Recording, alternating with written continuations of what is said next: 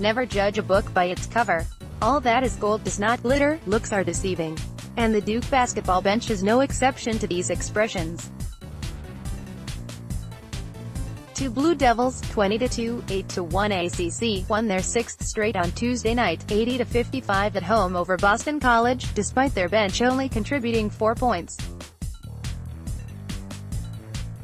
As a result of this single stat, Twitter coaches diagnosed the backups' recent lack of offense, a combined average of 4.9 points across the past 6 games, as a potential roadblock to future success. Believe it or not, the Twitter coaches may be wrong. See, the sixth straight win also marked the sixth straight game that an opposing bench has outscored Duke's bench. Stated another way, the bench's last time outscoring an opponent's bench, 28-13 against Syracuse, coincided with the Blue Devils' last loss. Simply put, the Duke starters don't need help putting the ball in the basket. After all, freshman starters R.J.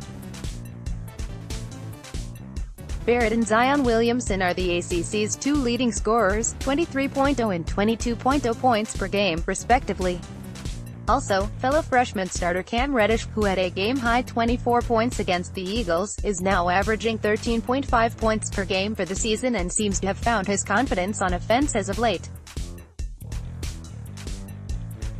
And at least 3 of the starting 5, which also includes able scorers Trey Jones, 8.5 points per game, and Marcus Bolden, 5.7 points per game, are almost always on the floor as long as the outcome of a game is still in doubt.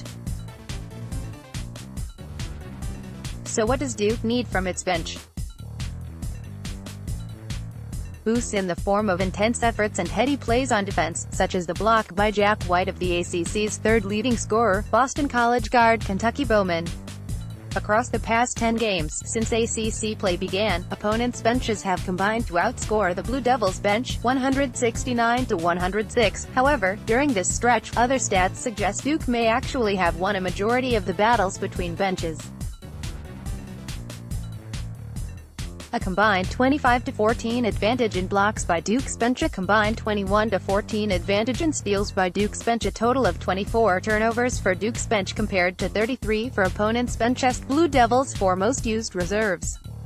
Junior forwards White and Javon Delorier plus sophomore guards Alex O'Connell and Jordan Goldwire appear to be embracing their roles as spark plug defenders while leaving the scoring opportunities to the far more potent starters. Sure, it would be nice to see White snap his streak of 19 attempts from beyond the arc without a single make. Ouch. Sure, it would be nice to see Delorier develop a post move. Not sure that's possible. More from Ball Durham. Sure, it would be nice to see O'Connell make fewer boneheaded mistakes and benefit from a few more shots from deep. His 3-ball accuracy, 36.7%, is the best of any Blue Del in the regular rotation. Sure, it would be nice to see Goldwire at least partially improve upon his 17.9 field goal percentage for the season. Another ouch, but it would also be sweet just to see countless more dunks and swishes from the starters while the bench sticks to doing what it does best, which already seems to be enough to keep the Blue Devils' dream of cutting down nets intact.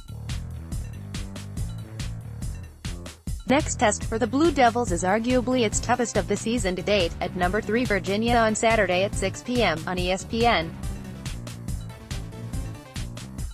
And it should be noted that during the last meeting between the two teams, Duke's 72-70 win in Cameron Indoor Stadium on Jan.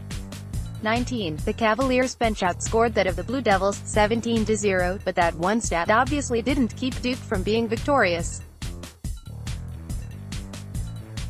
And it certainly didn't tell the whole story. The Blue Devils bench only logged a total of 12 minutes during that contest.